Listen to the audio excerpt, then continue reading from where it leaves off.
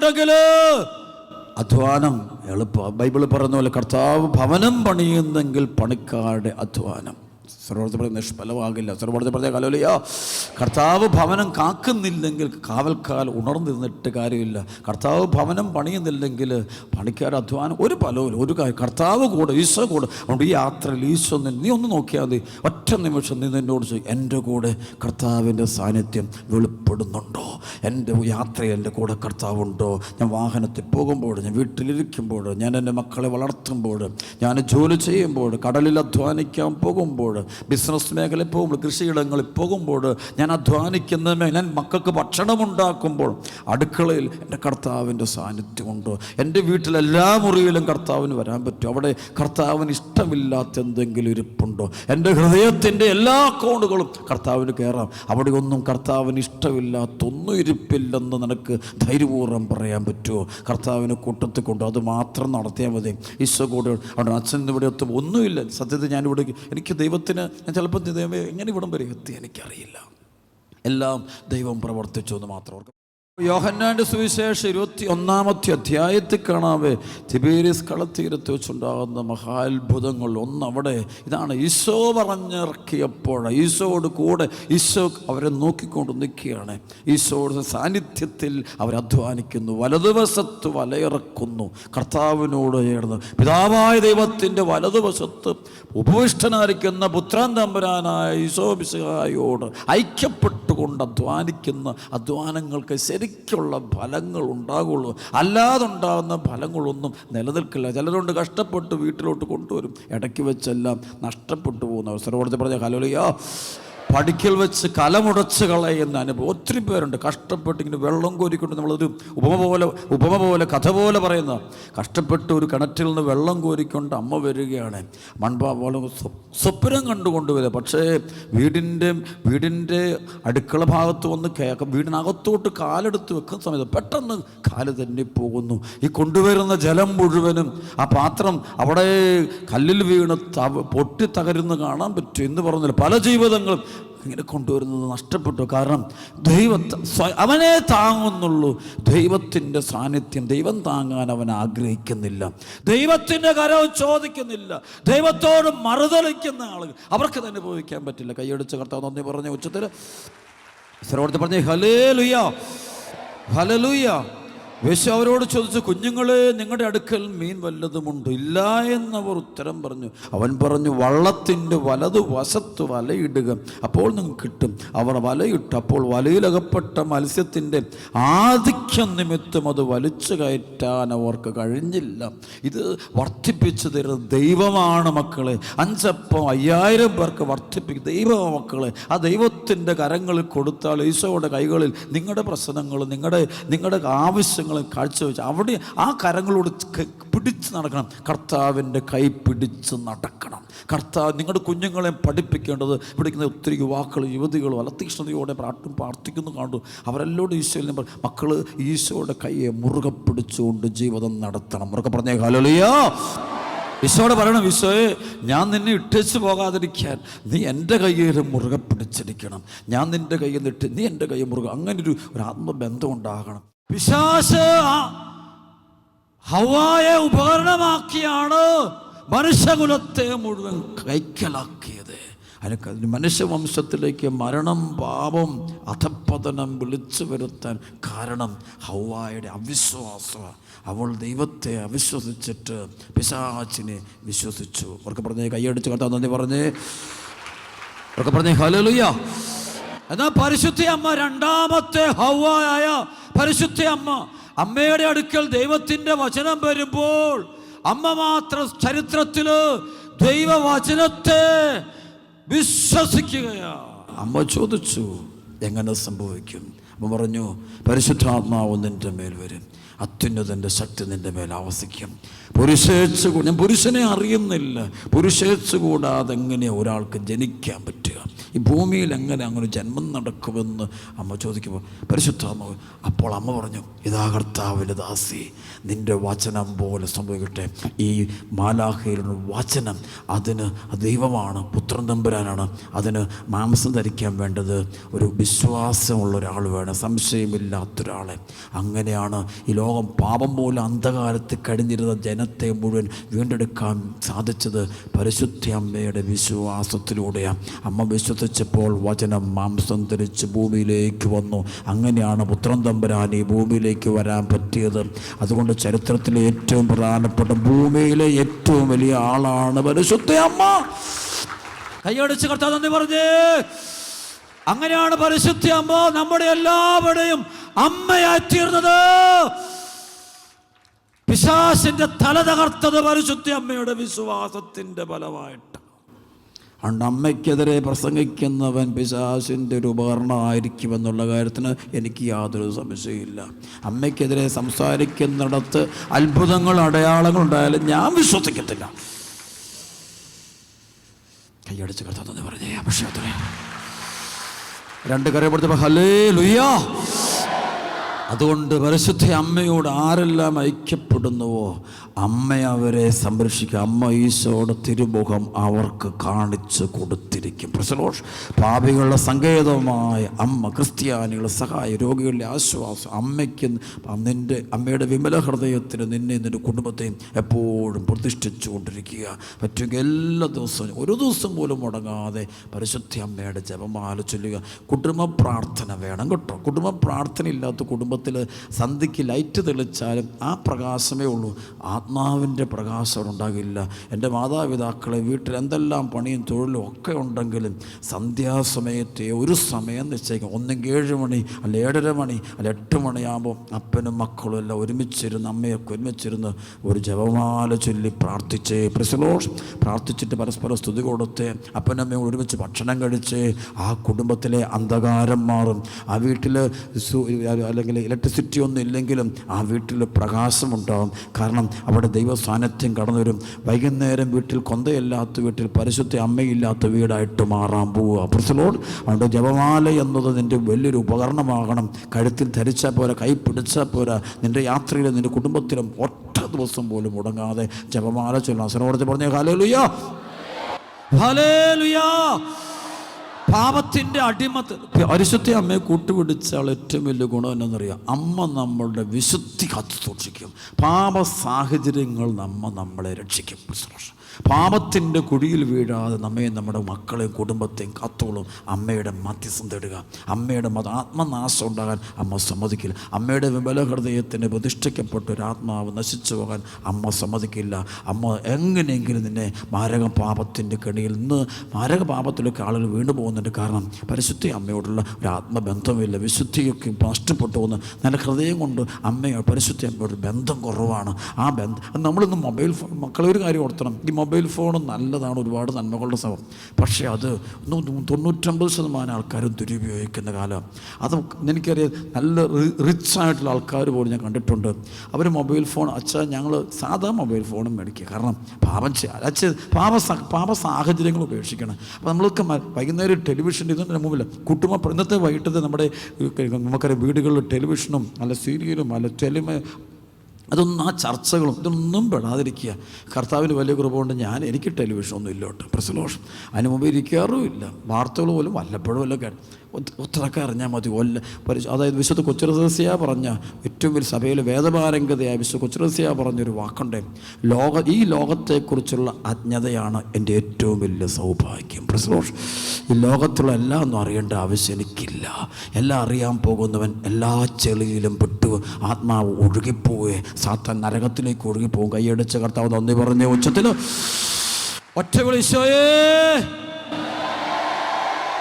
വളരെ അത്യാവശ്യമായി അറിയേണ്ട കാര്യങ്ങളൊക്കെ അറിഞ്ഞ് അതറിയാൻ ദൈവം ഏതെങ്കിലും വഴിയിലൂടെ കർത്താവ് അറിവ് തരും. അതിനപ്പുറത്തേക്കുള്ള അറിവിലേക്കൊന്നും പോകേണ്ട കാര്യമൊന്നുമില്ല. ഇന്ന് ലോകം മുഴുവൻ കച്ചവടമാണ്. എല്ലാവരും മനുഷ്യനെയാണല്ലോ കച്ചവട വസ്തു. നിന്നെയാണ് കച്ചവട വസ്തുവാക്കുന്നത്. അവൻ്റെ പിടിയിൽ പെടരുത്. അത് പിശാചിൻ്റെ തന്ത്രങ്ങൾ പല രൂപത്തിലും അറിവിലും ബുദ്ധിയിലും ജ്ഞാനത്തിലും വളർത്താം, ഉയർത്താം, കഴിവുതരാം.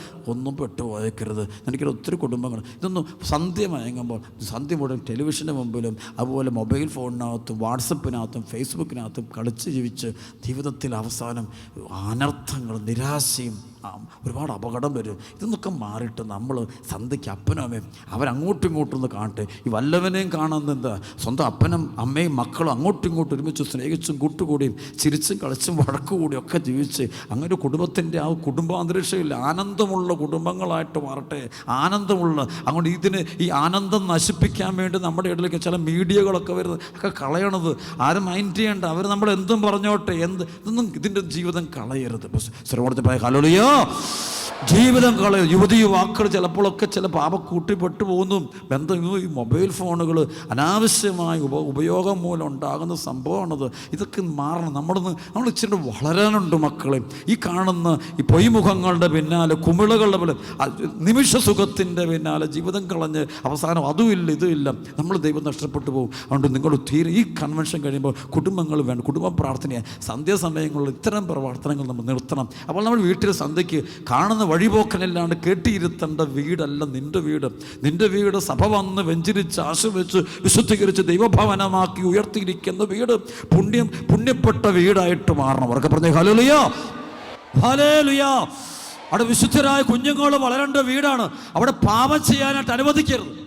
എനിക്ക് എൻ്റെ അമ്മയെക്കുറിച്ചുള്ള ഏറ്റവും ഒരു സന്തോഷങ്ങളൊന്ന്, എൻ്റെ വീട്ടിൽ ആരെങ്കിലും വന്ന് വൈദികരെക്കുറിച്ച് കുറ്റം പറയാൻ എൻ്റെ അമ്മ ഒരിക്കലും ചെറുപ്പം പോലെ സമ്മതിക്കും. ജന്മം അത് സമ്മതിക്കത്തില്ല. ആരെങ്കിലും ബന്ധുക്കൾ വന്നാൽ പറയും ഇറങ്ങിക്കോ ഈ വീട് ദൈവശാപം വിളിച്ചു വരുത്താൻ പറ്റത്തില്ല. അണ്ണച്ചന്മാരെ കുറിച്ച് പറയണമെങ്കിൽ അവർ ഓടിക്കരുതെന്ന് പറഞ്ഞോളാൻ പറയും. പ്രസലോഷ് ഓടിക്കരുത്. എൻ്റെ അമ്മ ഓടിക്കണം. ഓരോ കാരണവശാലും അവർക്ക് കുറ്റം വന്നിട്ടുണ്ടെങ്കിൽ ദൈവം അവരെ തിരുത്തിക്കോളും. നമ്മളാരും തിരുത്താൻ പോകണ്ട. അതാണ് എൻ്റെ അമ്മയുടെ ഏറ്റവും വലിയ ശാസ്ത്രം. അവർക്ക് കുറ്റം വന്നിട്ടുണ്ടെങ്കിൽ ദൈവം അവരെ നമ്മളാരും തിരുത്താൻ പോകണ്ട. അതുകൊണ്ടാണ് എനിക്ക് തോന്നുന്നു ഞാനിന്ന് നിങ്ങളുടെ മുമ്പിൽ കർത്താവിൻ്റെ ദാസനായിട്ട് കഴിയാനായിട്ട് കർത്താവിനെ അനുവദിച്ചതിൻ്റെ പിന്നിലെ ഒരു പ്രധാനപ്പെട്ട കാര്യം അതാണ്. ഞാൻ കരുതുന്നു നിങ്ങളുടെ കുടുംബങ്ങളിൽ ദൈവശാപങ്ങൾ വിളിച്ചു വരുത്താതിരിക്കാനുള്ള വഴികൾ ഒന്നാണ് അച്ഛനെ പറഞ്ഞ് ഈ വീട് നിങ്ങൾ ഒരു സ്വർഗമാക്കി മാറ്റണം. വിശുദ്ധ അവിടെ കാണുന്ന വഴിപോക്കനെല്ലാം കയറിയിരിക്കാനുള്ള വേദിയല്ല. മദ്യഷാപ്പാക്കി മാറ്റരുത്. അത് അശുദ്ധിക്കണം. കഞ്ചാവ് കടയായിട്ട് മാറ്റരുത്. വല്ലവനും കുറ്റം പറയാനുള്ള വേദിയാക്കരുത്. അത് വിശുദ്ധ. അതാരായാലും കൊള്ളാം. അവിടെ തീരുമാനം എടുക്കേണ്ടത് അപ്പൻ ഉറച്ച തീരുമാനം എടുക്കണം. അപ്പനായിട്ട് തന്നെ കുടുംബത്തിൽ കാണണം. അമ്മയായിട്ട് കാണണം. മക്കളെ സ്നേഹിക്കണം, പ്രാർത്ഥിക്കണം, സ്നേഹിക്കണം. വഴക്ക് പറഞ്ഞാലും സ്നേഹിക്കണം. അടിക്കുന്നതിനോ മക്കളോട് വഴക്ക് പറഞ്ഞു തിരുത്തൽ കൊടുത്തു അതുപോലെ തന്നെ അവർക്ക് സ്നേഹവും കൊടുത്തിരിക്കണം. അവർക്ക് പറഞ്ഞേ ഹല്ലേലൂയ, ഹല്ലേലൂയ. കൈയടിച്ച് കർത്താവ് നന്ദി പറഞ്ഞേ. ഒറ്റ വിളി ഈശോയേ, ഈശോയേ. Hallelujah, hallelujah. കുടുംബങ്ങൾ ദേവാലയങ്ങളായിട്ട് മാറണം. അവിടെ ഈശോയുടെ രൂപം അതിനു മുമ്പ് തിരികെ തെളിക്കണം. പരിശുദ്ധ നമ്മുടെ വിശുദ്ധരുടെ ഒക്കെ രൂപങ്ങളൊക്കെ ഉണ്ട്. സെബസ്ത്യാനോസിൻ്റെ കാണും, സെൻറ്റ് ജോർജിൻ്റെ കാണും, തോമാസ് ലീഗയുടെ കാണും, പത്രോസ് ലീഗയുടെ കാണും, തിരുക്കുടുംബത്തിൻ്റെ രൂപങ്ങൾ കാണും. ഈ രൂപങ്ങളുടെ മുമ്പിലൊക്കെ തിരികളിക്കാനും അതിനു മുമ്പിൽ പ്രാർത്ഥിക്കാനും അങ്ങനെ പ്രാർത്ഥനയുടെയും വിശ്വാസത്തിൻ്റെയും ഭവനങ്ങളായിട്ട് ഒരു ദേവാലയം പോലെ കൂട്ടിക്കൊണ്ടുപോകണം. സർവ്വത്തെ പറഞ്ഞ ഹല്ലേലൂയ. അപ്പോൾ കുടുംബ പ്രാർത്ഥന മുടങ്ങരുത്. യാത്രയ്ക്ക് പോകുമ്പോൾ ചിലപ്പോൾ കടലിലൊക്കെ അധ്വാനിക്കാൻ 10, 20, 30, 40 ദിവസമൊക്കെ പോകുന്നവർ കാണും. വലിയ നീണ്ട യാത്ര. അതിനകത്തൊരു പ്രാർത്ഥനാ കേന്ദ്രമുണ്ടായിരിക്കണം. പ്രസലോഷ് അതിനകത്ത് ആ ബോട്ടിനകത്തൊരു പ്രാർത്ഥിക്കുന്നൊരു മുറി ഉണ്ടാകണേ. ദൈവത്തെ ആരാധിക്കുന്നൊരു മുറി ഉണ്ടാകണേ. വിശുദ്ധമായ കുടുംബം അത് ജീവിതമായിരിക്കും. അങ്ങനെ പോകുമ്പോൾ ആ അധ്വാനം വെറുതെയാകില്ല. ആ അധ്വാനം ഉണ്ടല്ലോ അനുഗ്രഹമായിട്ട് വരുവേ. അല്പം അധ്വാനിച്ചാൽ മതി. ഇരട്ടി നന്മകൾ ദൈവം നിൻ്റെ കുടുംബത്തിലേക്ക് വർഷിച്ച് തരുവേ. കൃഷിയിടങ്ങളൊക്കെ ഉണ്ടല്ലോ നല്ല ഫലങ്ങൾ കായ്ക്കും. നമ്മളൊക്കെ തെങ്ങും അതും ഇതും വർക്ക് ജോലി ചെയ്യുന്ന അതൊക്കെ നല്ല ഫലങ്ങൾ കായ്ക്കും. കുടുംബത്തിലിരുന്ന് പ്രാർത്ഥന തുടങ്ങുക, ദൈവത്തെ വിളി. അല്ലാതെ നാട്ടുകാരൻ്റെ എല്ലാം അവൻ പറഞ്ഞു അതിട് ഇത് ചെയ്യുക അത് ചെയ്യുക ഇതൊന്നും അല്ല പ്രശ്നം ശരിക്കും ദൈവാശ്രയം. ദൈവത്തിന് വിട്ടുകൊടു ആ സ്ഥലം ദൈവത്തിന് സറണ്ടർ ചെയ്തിട്ടില്ല, കൊടുത്തിട്ടില്ല. അത് കൊടുത്ത് അച്ഛനീ പറഞ്ഞു ടെസ്റ്റ് ചെയ്തു. എൻ്റെ ജീവിതത്തിൽ എന്നെ ദൈവം ഇവിടെ വരെ കൊണ്ടുവന്നുകൊണ്ട് ഞാൻ പറയുന്നത് ഇത് കർത്താവിനെ ആശ്രയിക്കുക, ദൈവത്തെ ആശ്രയിക്കുക. നീ നിൻ്റെ കുടുംബം രക്ഷപ്പെടും. കൈയടിച്ച് കർത്താവ് തന്നെ പറഞ്ഞ് ഒറ്റ വിളി ഈശോയേ, അടുത്തത്, കാണുന്ന മന്ത്രവാദിയുടെ കൂടോത്രക്കാരൻ്റെ അന്ധവിശ്വാസിയുടെ പുരയിടത്തിലേക്ക് നീ പോകരുത്. അവൻ തരുന്ന തകിടുകളും അതെല്ലാം കൊണ്ട് കുഴിച്ചിടേണ്ടത് മ്ലേച്ഛ വസ്തുക്കൾ, ബൈബിൾ മ്ലേച്ഛ വസ്തുക്കൾ, അശുദ്ധ വസ്തുക്കൾ കുഴിച്ചിടേണ്ടത് നിൻ്റെ വീട്ടിലല്ല. ഇത്തരം അശുദ്ധ വസ്തുക്കൾ നിൻ്റെ ദേഹത്ത് കെട്ടിയിടരുത്. അതൊന്നും നീ ദൈവമായ കർത്താവാകെ. നീ ബലിപീഠം കേന്ദ്രീകരിച്ചിരിക്കുന്നതിന്, ബലിപീഠത്തിൽ ആശ്രയിക്കുന്നവന് ഇതിൻ്റെ ഒന്നും ആവശ്യമില്ല. കർത്താവിനെ കണ്ടുമുട്ടിയവനൊന്നിൻ്റെ ആവശ്യമില്ല. അവൻ ഇതിൻ്റെ ഒന്നും പുറകേണ്ട ആവശ്യമില്ല. ദൈവകൃപ കൊണ്ട് ഞാനിവിടെ നിൽക്കുമ്പോൾ എനിക്ക് ദൈവത്തെ നന്ദി പറയാറുണ്ട്. ദൈവത്തിൻ്റെ കൃപ കൊണ്ടും എൻ്റെ മാതാപിതാക്കളുടെ നന്മ കൊണ്ടും ഞാൻ പറയും, ജനിച്ച് പിന്നെ ഇന്നേ വരെ അറിയാതെ പോലൊരു അന്ധവിശ്വാസത്തിൻ്റെ വടിയിലേക്ക് ഞാൻ ദൈവം കൊണ്ടുപോയിട്ടില്ല. പ്രസലോഷ് അറിയാതെ ഒരു കൈനോട്ടോ അല്ലെങ്കിൽ ഒരു രാഹുകാലം വെറും ഒരു വാരഫലം പോലും പത്രത്തിലുള്ളത് നോക്കാൻ വേണ്ടി പോലും ജനിച്ച് പിന്നെ ഇന്നേ വരെ അച്ഛൻ പോയിട്ടില്ല. കർത്താവിനെ അനുവദിച്ചിട്ടില്ലത്. ആ ദൈവത്തെ കൊടാനുകൂടി നന്ദി പറയാം. ശുദ്ധമായ വിശ്വാസം, എനിക്ക് എൻ്റെ കർത്താവ് മാത്രം മതി, എനിക്ക് വേറൊന്നിൻ്റെ ആവശ്യമില്ല. പരിശുദ്ധ അമ്മയുണ്ട് കൂടെ, 12 അപ്പോസ്തലന്മാരുടെ സാന്നിധ്യം, സഭ കൂടിയുണ്ട്, തിരുസഭയുണ്ട്. ആ സഭയിൽ ജീവിച്ചാൽ മതി, വേറെ ഒന്നിനെ ആശ്രയിക്കേണ്ട ആവശ്യമില്ല. അപ്പോൾ നിൻ്റെ വിശ്വാസം നിലനിൽക്കും, നിൻ്റെ കുടുംബത്തിൽ അഭിഷേകം കൊടുക്കും. നീ ആഗ്രഹിക്കാത്ത അല്ലെങ്കിൽ നീ സ്വപ്നത്തിൽ കാണാത്ത അനുഗ്രഹങ്ങൾ നിൻ്റെ വീട്ടിൽ സൗജന്യമായിട്ട് കർത്താവ് നിനക്ക് തന്നിരിക്കും എന്ന് എനിക്ക് ഉറപ്പുവരുന്നു. പ്രിയപ്പെട്ട മക്കളെ, അച്ഛൻ എന്തെങ്കിലും വരവുണ്ടെങ്കിൽ ഞാൻ കാശ് കൊടുത്ത് മേടിച്ചതൊന്നുമല്ല, ആ ദൈവം എനിക്ക് ദാനമായിട്ട് തന്നതാണ്. പ്രസ്ലോഷ് കർത്താവ് എനിക്ക് ദാനങ്ങൾ തന്നതാണ്. എനിക്ക് വെറുതെ ഞാൻ പോലും അറിഞ്ഞില്ല കർത്താവ് എനിക്ക് പല അനുഗ്രഹങ്ങൾ തന്നത്. അതെല്ലാം ദാനമായിട്ട്.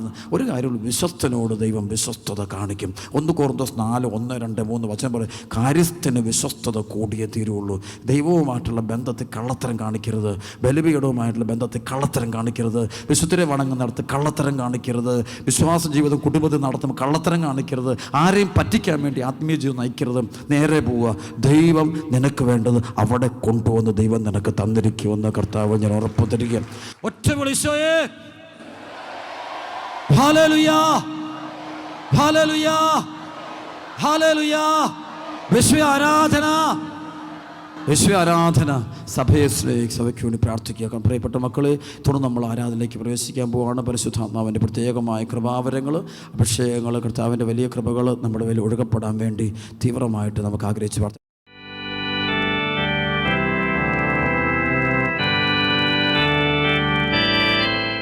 കർത്താവ് ഈശോയുടെ നാമത്തിൽ ഞാൻ കൽപ്പിക്കുന്നു, തിരുസഭയിലൂടെ എനിക്ക് ലഭിച്ച പൗരോഹിത്യത്തിൻ്റെ കൃപയും അധികാരവും ഉപയോഗിച്ചുകൊണ്ട്, അപ്പസ്തോലന്മാരുടെ അഭിഷേകത്തോട് ഐക്യപ്പെട്ടുകൊണ്ട്, തിരുസഭയോട് ഐക്യപ്പെട്ടു നിന്നുകൊണ്ട്, തിരുസഭ എല്ലാ മെത്രാന്മാരുടെയും ശ്ലൈകിക അധികാരത്തോട് പ്രത്യേകമായുധം ഐക്യപ്പെട്ടു നിന്നുകൊണ്ട്, ഈ ദേശത്തുള്ള എല്ലാ മെത്രാന്മാരുടെയും ശ്ലൈകിക അധികാരത്തോട് അപ്പസ്തോലിക കൃപയോട് ഐക്യപ്പെട്ടു നിന്നുകൊണ്ട് നീ കൽപ്പിക്കുന്നു. കർത്താവായ യേശുവോടെ നാമത്തിൽ ഞാൻ ആജ്ഞാപിക്കുന്നു, ഈ സ്ഥലത്തിൻ്റെ മേൽ, ഈ മക്കളുടെ മേലോട്, കുടുംബങ്ങളുടെ മേൽ രഹസ്യമായും പരസ്യമായും ദൃശ്യമായും അദൃശ്യമായും പ്രവർത്തിക്കുന്ന എല്ലാ അന്ധകാര ആത്മാക്കളെയും ദുഷ്ടവിശ്വാസികളെയും, ആ പുരാതന സർപ്പത്തെ 33:1-3 ആത്മാക്കളെ, 34:4-7 വരെയുള്ള വചനത്തിൽ ആത്മാക്കളെ, വെറുപ്പിന് കായേൻ്റെ രൂപികളെ,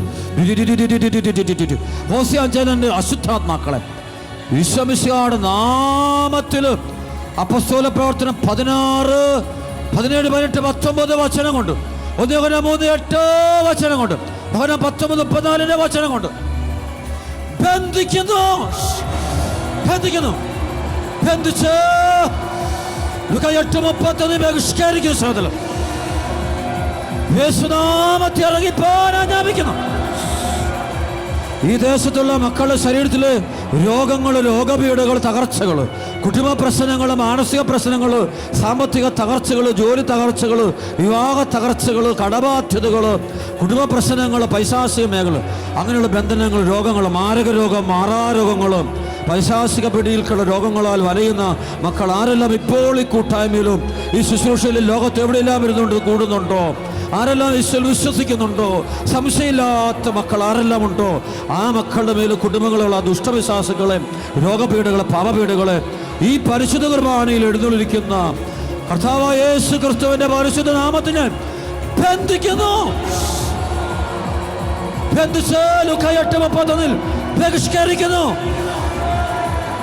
ഈ ദേശത്തുള്ള മക്കൾ ആരെല്ലാം സഭയ്ക്ക് വിരുദ്ധരായ മക്കളുണ്ടോ, വിശ്വാസമില്ലാത്ത മക്കള്, സത്യസഭയോട് സത്യവിശ്വാസത്തിനും അകന്നു കഴിയുന്ന മക്കള്, പാപകരമായ ബന്ധങ്ങളിൽപ്പെട്ടിരിക്കുന്ന മക്കള്, വ്യഭിചാരത്തിന് സ്വവർഗരതികളെ, ദുർഭൂതങ്ങളെ തൃപ്തിപ്പെടുത്തിക്കൊണ്ടുള്ള ജീവിതം നയിക്കുന്ന മക്കൾ ആരെല്ലാം ഉണ്ടോ, മദ്യത്തിൻ്റെ, പുകവലിയുടെയും മയക്കുമരുന്നിൻ്റെയും ആ ജീവിതത്തോട് ബന്ധപ്പെട്ട് ജീവിക്കുന്ന മക്കൾ, അവിഹിത ബന്ധങ്ങൾ, പ്രേമബന്ധങ്ങൾ, സത്യസഭയുടെ വിശ്വാസത്തിന് വിരുദ്ധമായ ഫ്രണ്ട്ഷിപ്പിൽ കഴിയുന്ന മക്കൾ ആരെല്ലാം ഉണ്ടോ അവൻ്റെ മേലും അവളുടെ മേലും പ്രവർത്തിക്കുന്ന ദുഷ്ടജന്തുക്കളെ, പൈശാചിക ആത്മാക്കളെ മൊത്തത്തോടെ കർത്താവ് യേശു ക്രിസ്തുവിന്റെ പരിശുദ്ധ നാമത്തിൽ ഞാൻ ബന്ധിച്ചിരിക്കുന്നു. യേശുവിന്റെ കാഴ്ചപ്പാട്ടിലേക്ക് ബഹിഷ്കരിക്കുന്നു.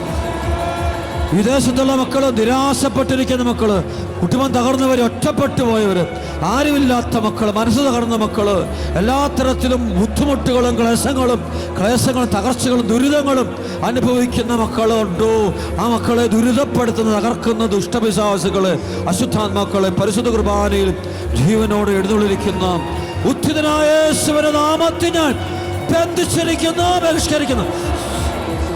ഒറ്റ വിളിച്ചോയേ.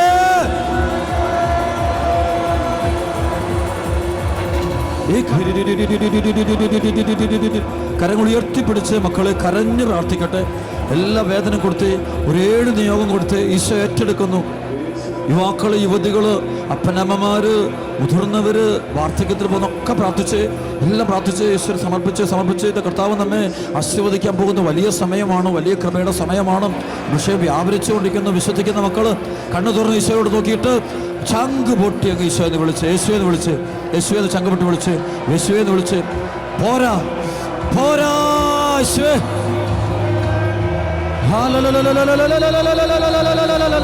അഭിഷേക പെരുമഴ, കൃപയുടെ അഭിഷേകം,